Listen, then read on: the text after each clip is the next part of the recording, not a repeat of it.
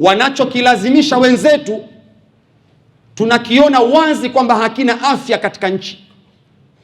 Nchi imekwenda imetulia vizuri kabisa, palitulia hapa katikati. Mama kaunda tume ya maridhiano, Jaji Chande kaunda tume ile, ikaenda ikachunguza, ikaja na ripoti. Sasa hivi kaunda tume ya jinai, wakaona nchi inakwenda vizuri, pametulia.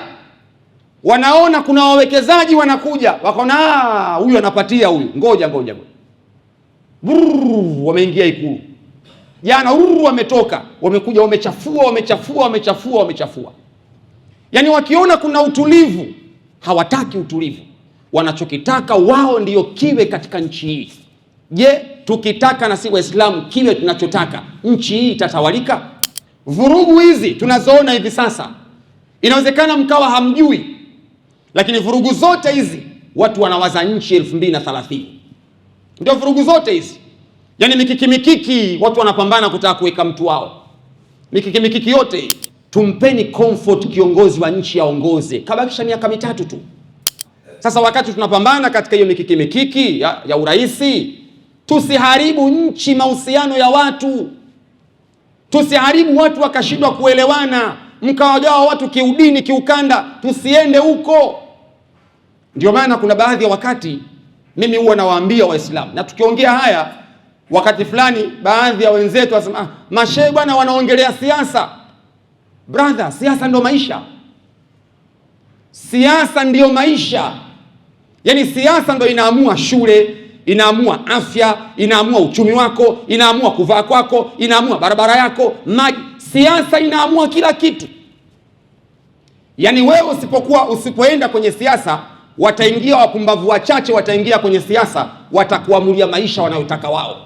Nchi hii ilipopitia kila mmoja anajua historia ya nyuma, na mpaka sasa kila mmoja anajua yaliyotokea huko nyuma, yaliyowakuta Waislamu katika nchi hii. Kila mmoja anajua Waislamu waliokufa Mwembe Chai kwa kupigwa risasi hadharani, kila mmoja ameona. Mimi kwa jicho langu nimeona, kwa sababu nilikuwa nikiishi Tamanzese wakati ule. Nilishuhudia, natoka shuleni nikiona watu wakipigwa risasi, Waislamu wakipigwa risasi katika nchi hii. 2009 kama mwaka 99, la mwaka 2000 kwenda 2005, mwaka 2000 kilichotokea Pemba na Unguja, kila mmoja aliyekuwepo hapa ndani ni shuhuda, kwa sababu tulikuwa na akili timamu. Tulishuhudia wakati wa Mkapa, Wapemba wakiwa wanabakwa, Wapemba wakiwa wanauawa, Wapemba wakiwa wanamiminiwa risasi, wakiwa wanakimbiwa hapo kwenye maji. Tulishuhudia haya katika nchi hiyo. Nchi ilipitia kwenye kipindi hiko, Waislamu waliyapitia hayo. Mkapa ameandika kitabu kinaitwa My Life My Purpose. Mkapa kaandika kitabu. Kwenye kila kitabu Mkapa anakiri, kama sijakosea ukurasa wa 136, Mkapa anakiri yale aloyafanya katika nchi ya Zanzibar ya kuwaua wananchi wa Zanzibar. Anakiri. Na katika moja ya vitu ambavyo Mkapa anajutia ni kitendo cha kuwaua Waislamu vurugu za Mwembe Chai. Ni nani aliona rais akitoka hadharani kuomba radhi? Nani aliwahi kumwona Mkapa akisema jamani, samanini Waislamu, samanini nimefanya hivi? Nani aliwahi kumwona? Ndugu zangu, baada ya kumshukuru Allah subhanahu wa ta'ala na kumtakia ziada za rahma kipenzi chetu na kipenzi cha Allah Bwana Mtume Muhammad sallallahu alayhi wa alihi wasallam, awali yote napenda kuchukua fursa hii kuwahusia ndugu zangu pamoja na kuihusia nafsi yangu katika suala zima la kumcha Allah subhanahu wa ta'ala. Mwenyezi Mungu mtukufu subhanahu wa ta'ala ndani ya Qur'ani anasema, wa jazaa'u sayyi'atin sayyi'atun mithluha, malipo ya uovu yanatakiwa yalipwe kwa uovu mfano wake. Faman afa wa aslaha, yule ambaye atakayesamehe na kisha akatafuta sulhu katika ugomvi au katika ubaya aliyofanyiwa, Mwenyezi Mungu anasema fa ajruhu ala Allah, ujira wake ataupata mbele ya Allah subhanahu wa ta'ala. Kipande hiki cha aya ndiyo kitakuwa khutba yetu ya leo bimashiatillah, kwa uwezo wa Allah subhanahu wa ta'ala. Uovu ulipwa kwa uovu, kama ilivyokuwa wema ulipwa kwa wema. Hal jazaa'ul ihsan illa al-ihsan, hakuna malipo ya wema au hakika malipo ya wema isipokuwa mtu huyu aliyefanya wema atalipwa kutokana na wema wake aliyokuwa ameufanya. Katika aya hii Mwenyezi Mungu anasema mfano wa ubaya, wa jazaa'u sayyi'atin sayyi'atun mithluha, mfano wa ubaya, mtu akifanya ubaya anatakiwa alipwe mfano wa ubaya wake aliyokuwa ameufanya. Lakini mbele Mwenyezi Mungu akasema faman afa, ikiwa umefanyiwa ubaya ukasamehe katika ule ubaya uliokuwa umefanyiwa, wa aslaha, kisha ukaenda ukatafuta maridhiano na yule aliyekufanyia ubaya, Mwenyezi Mungu anaahidi, anasema fa ajruhu ala Allahi, ujira wake mtu huyu aliyefanyiwa ubaya lakini akasamehe, lakini baada ya kusamehe akatafuta maelewano, Mwenyezi Mungu anamuahidi kwamba malipo yatatoka kwake Allah subhanahu wa ta'ala. Hadithi ya Bwana Mtume Muhammad sallallahu alayhi wa alihi wasallam, ambayo nayo tutaishi nayo katika khutba yetu ya leo, inasema idha aradta an taf'ala amran fatadabbar aqibatahu, ikiwa unahitaji kulifanya jambo la aina yoyote, jambo la kwanza, tazama kwanza lile jambo mwisho wake litakuwaje. Fa in kana khairan, ikiwa jambo hilo litakuwa na kheri, ukilitazama mwisho wake, famdhi, lifanye hilo jambo. Na likiwa na shari ndani yake hilo jambo, ukilitazama mwishoni, fanta, liache hilo jambo. Hii ndio hadithi ya Mtume inavyotuelekeza, na tutaishi nayo katika khutba yetu ya leo, aya ya kwanza pamoja na hadithi hii ya Bwana Mtume Muhammad sallallahu alayhi wa alihi wasallam. Ndugu zangu, kipindi tunachopitia ni kipindi ambacho kinahitaji fikra chanya sana kwa Waislamu. Ni kipindi ambacho kinahitaji watu watumie akili ya ziada kwenye kutafakari mambo, watumie akili ya ziada kwenye kuyajenga mambo, watumie akili ya ziada kwenye kutengeneza umoja baina ya watu, watumie akili ya ziada kuto kumkaribisha adui, kuwagawa Waislamu au wasiokuwa Waislamu kwa sababu fulani fulani ambazo Uislamu haukubaliani na sababu kama hizo. Khutba ya leo itakuwa ina fikra chanya kidogo, inahitaji ubongo uwe wazi, moyo ukubali kupokea.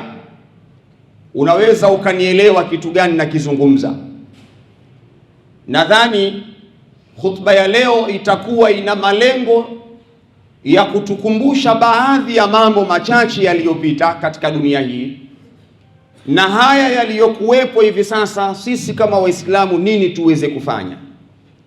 Ikiwa Mwenyezi Mungu anatuambia faman afa wa aslaha fa ajruhu ala Allah, ikiwa mtasamee na mkatengeneza almusalahatu, mkatengeneza maridhiano, Mwenyezi Mungu anatuahidi sisi Waislamu kwamba ujira wetu utakuwa kwa Allah subhanahu wa ta'ala. Niwapeni historia moja nzuri sana kabla sijaendelea mbele kuja kwenye nukta ya msingi. Siku moja niliwahi kuwapa mfano. Afrika ya Kusini ilikumbwa na migogoro ya ubaguzi wa rangi. Kila mmoja anajua Afrika ya Kusini kulitungwa sheria inaitwa apartheid. Ni sheria iliyotungwa, ilikuwa ni sheria kandamizi dhidi ya watu weusi wa Afrika ya Kusini, kiasi ambacho watu weusi walikuwa hawaruhusiwi kwenda kuishi kwenye baadhi ya maeneo ya Afrika ya Kusini. Kwa mfano, Afrika ya Kusini kuna eneo linaitwa Port Elizabeth. Ilikuwa Wakosa, Wazulu, Waswana hawaruhusiwi kwenda kuishi Port Elizabeth. Afrika ya Kusini kuna eneo linaitwa Western Cape. Ilikuwa hairuhusiwi mtu mweusi kwenda kuishi Western Cape. Afrika ya Kusini kuna eneo linaitwa East London. Ilikuwa hairuhusiwi mtu mweusi kwenda kuishi kule East London. Ikatungwa sheria maalumu inaitwa apartheid, kuwapa haki zaidi watu weupe kuliko ni watu weusi. Bali sheria ilikwenda mbali zaidi. Mgahawa waliokuwa wanaingia makaburu, ilikuwa mtu mweusi haruhusiwi kuingia katika mgahawa huo. Sheria ilikuwa inasema hivyo. Sheria ikaenda mbali zaidi. Rea Vaya, Afrika ya Kusini kuna magari ya Rea Vaya kama mnavyoona haya mwendo kasi. Magari ambayo watapanda makaburu, Wakosa, Wazulu, Waswana walikuwa hawaruhusiwi kupanda gari hiyo. Sheria hii ilikuwa inaitwa apartheid. Sheria iliyokuja kutenganisha baina ya haki za watu weupe na haki za watu weusi. Watu weupe walijimilikisha maeneo Afrika ya Kusini. Watu weusi waligewa hatua chache kwa ajili ya kuishi, sio kwa ajili ya maendeleo. Ilikuwa mtu anagewa miguu 10 kwa 10, jenga kibanda na wanao uishi. Hauruhusiwi kuwa na kiwanja hata cha nusu eka, hairuhusiwi Afrika ya Kusini. Maisha yalikuwa ni magumu sana. Maisha yalikuwa ni ya dhiki sana. 1960 alitokea mtu mmoja alikuwa akiitwa Robert Bokwe. Alianzisha chama maalum kwa ajili ya kupigania harakati za watu weusi.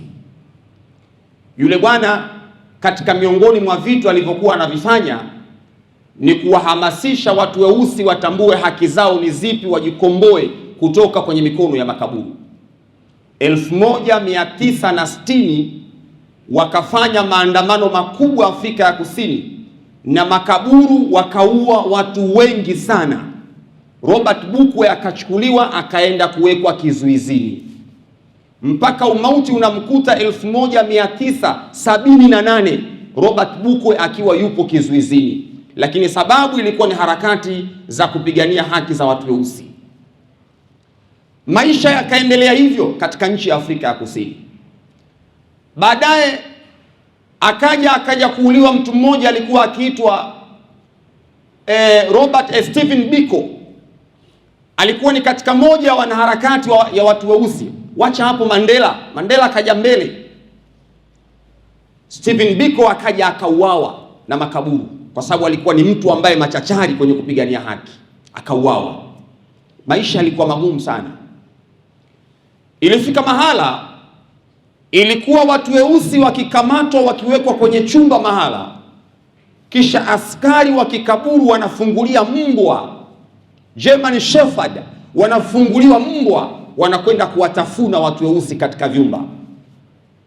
Maisha ya Afrika ya Kusini hali yao ilikuwa hivyo. Mandela alipokuja kuungana na harakati zile, akakutana na mkono wa makaburu, akakamatwa, akafungwa jela miaka 27. Haikuwa jela ya kawaida tu. Rejeeni khutba yangu ya msingi. Mwenyezi Mungu anasema wajazau sayyi'atin sayyi'atun mithluha faman afa wa aslaha fa ajruhu ala Allah. Mandela akafungwa jela, haikuwa jela ya kawaida. Mandela alipofungwa jela, ndani ya jela akatengenezewa chumba kingine kidogodogo akawekwa ndani yake. Kwenye kile chumba hakikuwa chumba tu peke yake, Mandela akafungiwa, akachimbiwa shimo ndani ya chumba.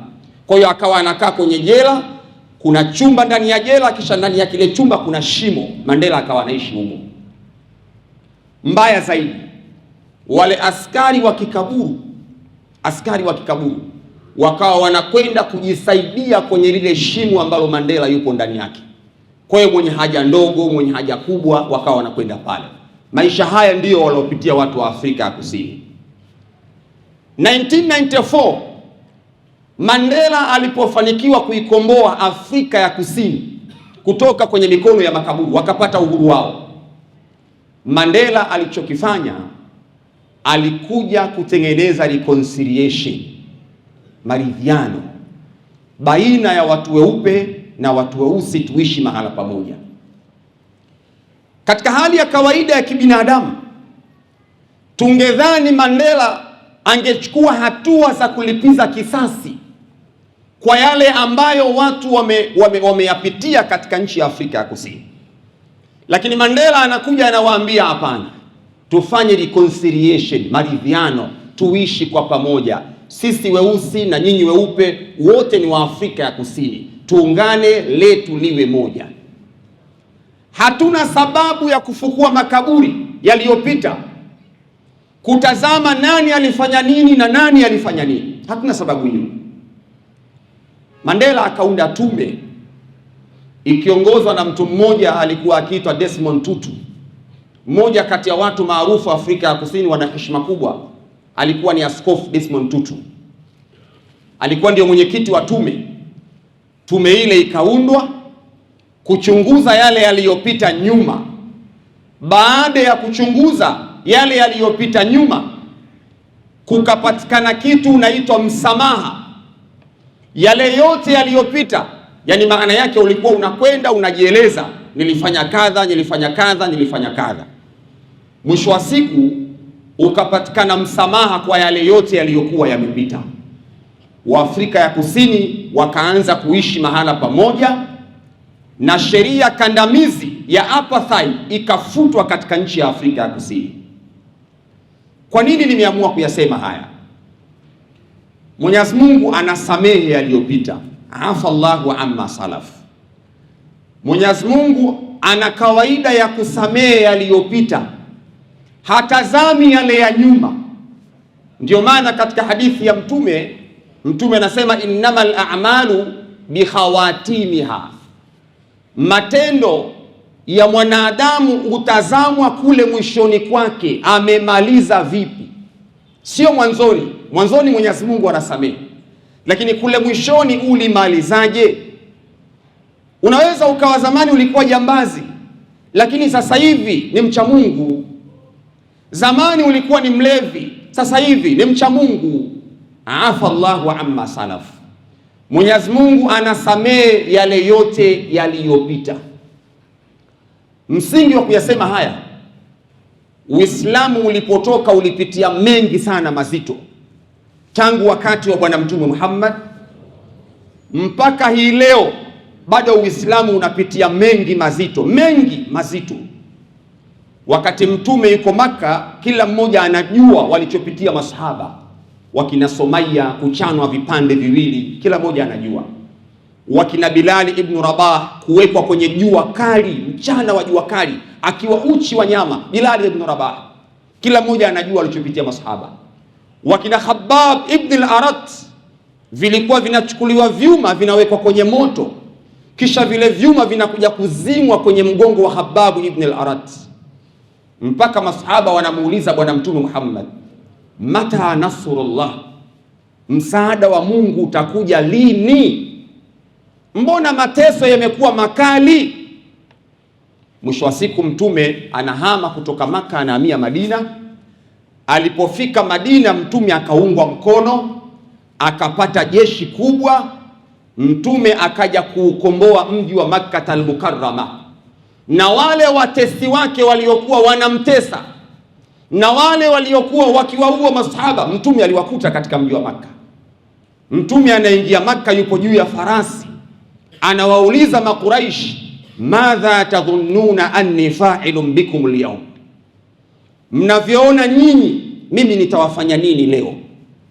Yani kama unavyoona Mandela alivyokuwa anaweza kuwauliza makaburu, mnavyodhani mimi leo ndio rais wa nchi hii, mnadhani naweza kuwafanya nini?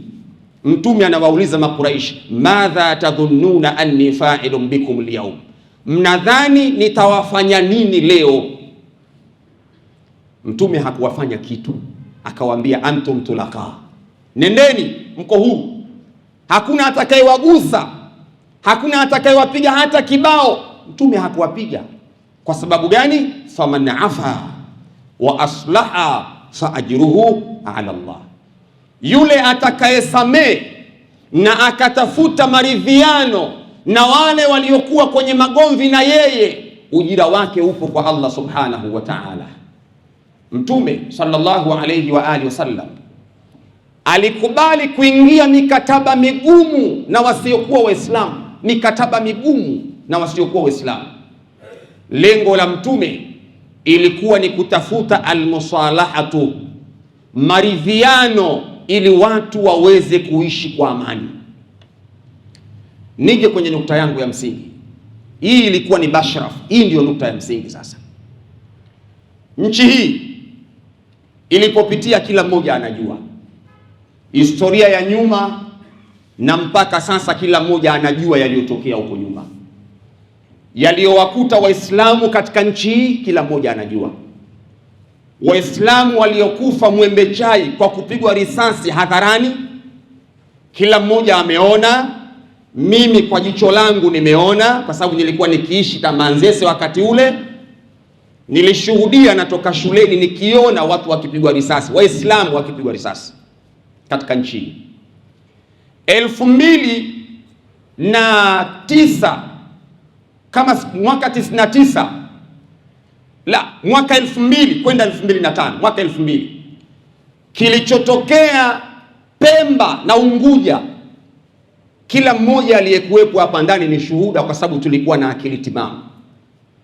Tulishuhudia wakati wa Mkapa, Wapemba wakiwa wanabakwa, Wapemba wakiwa wanauawa, Wapemba wakiwa wanamiminiwa risasi, wakiwa wanakimbiwa hapo kwenye maji. Tulishuhudia haya katika nchi hiyo. Nchi ilipitia kwenye kipindi hiko, Waislamu waliyapitia hayo. Mkapa ameandika kitabu kinaitwa My Life My Purpose. Mkapa kaandika kitabu. Kwenye kila kitabu Mkapa anakiri, kama sijakosea ukurasa wa 136, Mkapa anakiri yale aloyafanya katika nchi ya Zanzibar ya kuwaua wananchi wa Zanzibar, anakiri.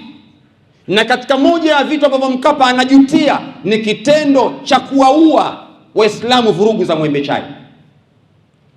Ni nani aliona rais akitoka hadharani kuomba radhi? Nani aliwahi kumwona Mkapa akisema jamani, samanini Waislamu, samanini nimefanya hivi? Nani aliwahi kumwona? Baada ya kuondoka madarakani, anakuja kuandika kitabu, ndio anakuja kuelezea matukio ya namna alivyokuwa amefanya. Nchi hii ilipitia kwenye kipindi kama hiko. Sasa yako mengi, hatuhitaji kuyasema hayo. Kuna watu washagewa kesi za ugaidi za kubumba. Yaani sheria ya ugaidi ilikuwa imetungwa kama ya mashehe tu. Huwezi kusikia paroko wala mchungaji akiwa anagewa kesi ya ugaidi. Ilikuwa ni mashehe tu kesi za ugaidi. Washakaa ndani, washadhalilishwa mashehe kwenye nchi hii. Wengine wamepoteza uhai wakiwa magerezani. Wengine wamepoteza viungo mpaka leo. Wengine familia zao wametengana nazo mpaka leo tunavyozungumza. Waislamu wamepitia mengi katika nchi hii. Ni nani aliwahi kuona rais akitoka akiomba radhi? Waislamu, yaliyotokea Oktoba 29 mwaka jana, yaliyotokea Oktoba 29 ni mambo ambayo sisi tulikuwa tukiyaona haya, na nyinyi Waislamu ni mashuhuda. Mara kadhaa nilikuwa nikisimama kwenye membari hii kuwaasa, kuwaambia, idha aradta an taf'ala amran fatadabbar aqibatahu, ukitaka kulifanya jambo tazama mwisho wake litakuwaje. Ikiwa kuna kheri fanya, Lakini ikiwa kuna shari, usiende kufanya jambo hilo. Nyinyi ni mashahidi, sie tuliyasema haya kabla hayajatokea. Maneno mengi akazuka, tukaitwa chawa, hawajielewi, hawana elimu. Lakini lengo letu na dhamira yetu ya dhati ilikuwa ni kuwanusuru watu wetu wasiingie katika madhara, ilikuwa ni kulifanya taifa lisiingie katika mitihani. Ndiyo malengo ya mashekhi, halikuwa ni kitu kingine. Tulikuwa tunajua kwamba ikiwa watu watafanya hivi yanaweza kutokea madhara. Leo likatokea kundi la watu likawa linahamasisha watu wakafanya vurugu. Kila mmoja anajua kilichotokea, yakatokea yaliyotokea. Baada ya kutokea yaliyotokea, nchi imeingia kwenye mitihani, kipindi kigumu tumepitia. Serikali inachukua juhudi za makusudi kurudisha hali katika nchi, lakini bado kuna kundi lingine linatoka mbele kuja kuendelea kuhamasisha watu wasikubali kuingia kwenye maridhiano, kwa kigezo wakimtaka rais atoke hadharani aombe radhi. Ukitaka rais aombe radhi, tuanze kumtafuta aliyekuwa anahamasisha watu wakafanye vurugu barabarani ni nani, kwa sababu ule mpango haukuja tu from nowhere. Ule mpango ulikuwa ni planned, ulipangwa. Ni nani alipanga? Nani alisponsor? Tukianza kuyatafuta haya, utawakuta kuna watu wengi waliongea kauli za uchochezi. 1994 Rwanda genocide. Kuna watu walikuwa wanakwenda kwenye vyombo vya habari, wanakwenda kuchochea vurugu. Mkimuona Muhutu muweni, ukimuona Mtusi muweni. Yakatokea yaliyotokea pale Rwanda. Baadaye walipokuja kufanya reconciliation, maridhiano, wakaanza kuwatafuta wale wote waliokuwa wanachochea, mpaka yale yakatokea Rwanda. Sasa tukitaka tuanze kutafuta kiini, tutaanza kuangalia ni wakina nani waliokuwa wanachochea yale. Tukianza kufukua makaburi hayo, nchi hii itakuwa haiwezi kwenda. Watakamatwa wengi kwenye nchi hii. Watakamatwa wanasiasa kwenye nchi hii, watakamatwa viongozi wa dini katika nchi hii, watakamatwa matajiri waliosponsor hayo mambo mpaka yanakwenda kutokea. Hatuhitaji twende huko. Sasa inapotokea hali kama hii na watu wakakubali kuridhiana, basi wasitokee watu wengine wakaanza kuchochea fikra mbaya na mitazamo mibaya kwenye jamii. Hili ni jambo ambalo halifai. Niliwaambia wakati ule, mizozo ile ilianza baada ya DP World, bandari ile kubinafsishwa. Mizozo ile ikaingia, watu wakaanza kuhamasisha watu, fanyeni hivi, fanyeni hivi, kwa sababu walikatiwa mirija yao. Juzi Dangote kaja anataka kuwekeza kufanya refinery pale Tanga. Katika moja ya kitu ambacho mwekezaji akienda mahala akitaka kuinvest, cha kwanza anachokitazama ni political stability katika nchi. Yaani kisiasa nchi ina ustahimilivu kwa kiwango gani? Je, kuna amani? Naweza kuweka billions of dollars hapa? Mwisho wa siku dili ile tukaikosa. Yakatoka maneno mitandaoni, ikawa serikali inachekwa. Hawaoni kama tumepoteza fursa kama Watanzania, inachekwa serikali ya fulani kwa kupoteza ile dili, watu wakawa wanacheka. Mwenyezi Mungu akajalia akapatikana mwekezaji mwingine, refinery Tanga, trilioni 61. Haitoshi, jana anatokeza mtu anakuja kuzungumza kwamba haiwezekani maridhiano, lazima tujue ukweli, kwa sababu wale waliokufa ni binadamu.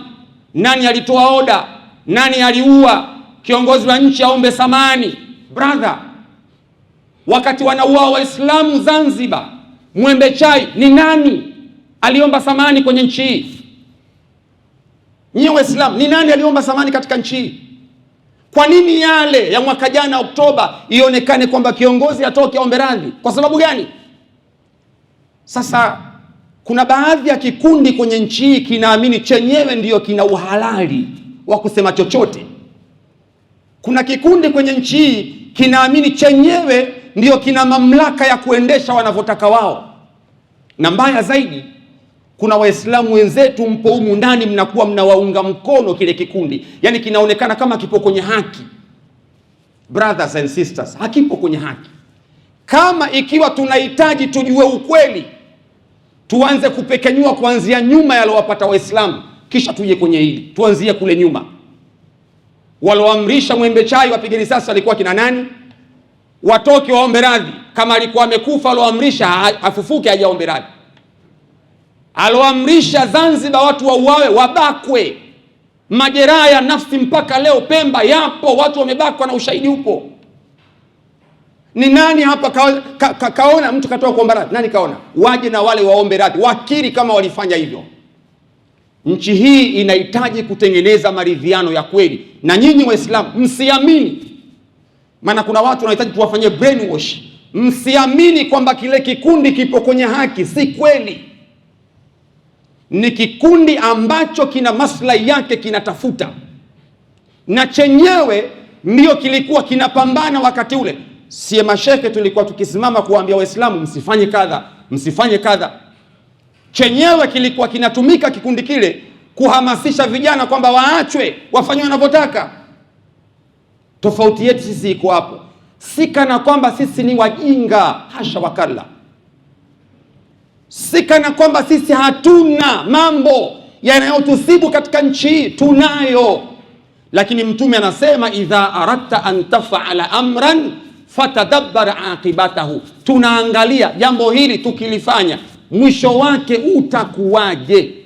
Ndio maana mnaona kuna baadhi ya wakati mashekhe wanaamua kuwa please, jamani acheni, acheni, acheni, acheni.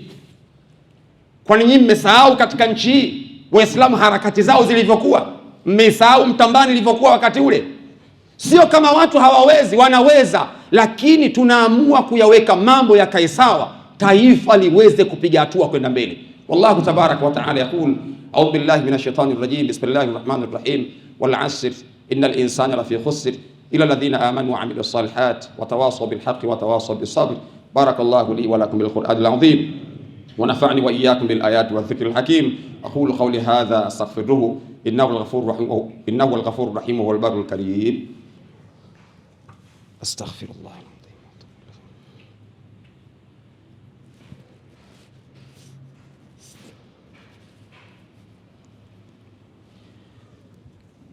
Alhamdulillah thumma salatu wassalamu ala rasulillah wa ala alihi wa sahbihi wa man wala, amma ba'd. Fa ya ibadallah usikum wa nafsi bi taqwallahi ta'ala wa ta'atihi faqad faza almuttaqun. Waislamu, khutba yangu ya leo na wakumbusha kipande cha aya Mwenyezi Mungu anachosema faman afa wa aslaha fa ajruhu ala Allah, yule atakayesamee na akatafuta maridhiano ujira wake ataupata kwa Allah subhanahu wa ta'ala. Ujumbe wangu wa mwisho nimalize kuambia Waislamu, tusikubali kuhamasishwa kutengeneza chuki baina yetu, chuki za udini, chuki za ukabila, chuki za kikanda katika nchi yetu. Ikitokea tukaingia katika mtego huu, nchi hii itashindwa kutawalika. Nchi hii itashindwa kutawalika. Tunayaongea haya kwa sababu tunajua na tunaona nchi ilipotoka na inapotaka kwenda. Wanachokilazimisha wenzetu tunakiona wazi kwamba hakina afya katika nchi. Nchi imekwenda imetulia vizuri kabisa. Palitulia hapo katikati. Mama kaunda tume ya maridhiano, Jaji Chande kaunda tume ile, ikaenda ikachunguza, ikaja na ripoti. Sasa hivi kaunda tume ya jinai, wakaona nchi inakwenda vizuri, pametulia. Wanaona kuna wawekezaji wanakuja, wakaona huyu anapatia huyu, ngoja. Wameingia Ikulu. Jana wametoka, wamekuja, wamechafua. Yaani wakiona kuna utulivu, hawataki utulivu. Wanachokitaka wao ndiyo kiwe katika nchi hii. Je, tukitaka na si Waislamu kiwe tunachotaka, nchi hii itatawalika? Nchi hii itakuwa haiwezi kutawalika. Tumpeni comfort kiongozi wa nchi aongoze, kabakisha miaka 3 tu.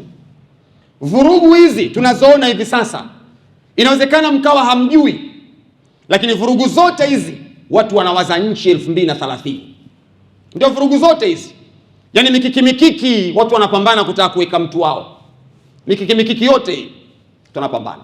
Sasa wakati tunapambana katika hiyo mikiki ya uraisi, tusiharibu nchi, mahusiano ya watu. Tusiharibu watu wakashindwa kuelewana, mkawagawa watu kiudini, kiukanda. Tusiende huko. Ndio maana kuna baadhi ya wakati mimi huwa nawaambia Waislamu, na tukiongea haya wakati fulani baadhi ya wenzetu wasema mashehe bwana wanaongelea siasa. Brother, siasa ndio maisha. Siasa ndio maisha. Yaani siasa ndio inaamua shule, inaamua afya, inaamua uchumi wako, inaamua kuvaa kwako, inaamua barabara yako, maji. Siasa inaamua kila kitu. Yaani wewe usipoenda kwenye siasa, wataingia wapumbavu wachache, wataingia kwenye siasa, watakuamulia maisha wanayotaka wao. Ndio maana mimi huwa nawaambia Waislamu, ikiwa kwenye uchaguzi twendeni. Ikiwa kuna vijana wanahitaji kuingia kwenye mambo ya siasa, tuwasapoti waende. Siasa ndiyo maisha brothers, asiwaongopee mtu. Msipokuwepo kwenye siasa, maana yake kutakuwa na kikundi maalum kitakuwepo kule, watafanya maamuzi kwa niaba yenu. Kwa hiyo tukiongea haya, hatuongei siasa, tunaongea uhalisia wa maisha halisi uliokuwepo. Tusikubali kuingia katika mtego huo. Na niwaombe viongozi wa dini, sisi ndio watu ambao kimbilio la watu kuja kuponya matatizo yao. Sisi ndio chumvi, ndio milkul balad, ndio chumvi katika nchi. Chumvi inatumika kutengeneza samaki asioze. Je, ikitokea chumvi imeoza, ni nani atamtengeneza samaki? Chumvi inaweza kumhifadhi ng'onda akakaa mwaka mzima chumvi. Je, ikitokea chumvi imeharibika? Sisi viongozi wa dini tuna jukumu la kuwalea watu wetu, kuwaeka mahala pamoja, kutengeneza maridhiano ya kweli. Tuiache nchi itengeneze maridhiano. Tusianze kufukua makaburi yaliyopita kwamba nani kamuua, nani katoa amri, nani kafanya hivi. Tukianza yale, na si Waislamu tutaanza kufufua ya kwetu ya nyuma, tujue ilikuwaje yale. Tumuombe Allah subhanahu wa ta'ala tujalie min alladhina sami'una alqawla fattabi'una ahsana. Inna Allaha wa malaikatahu yusalluna 'ala an-nabi ya ayyuhalladhina amanu sallu 'alayhi wa sallimu taslima.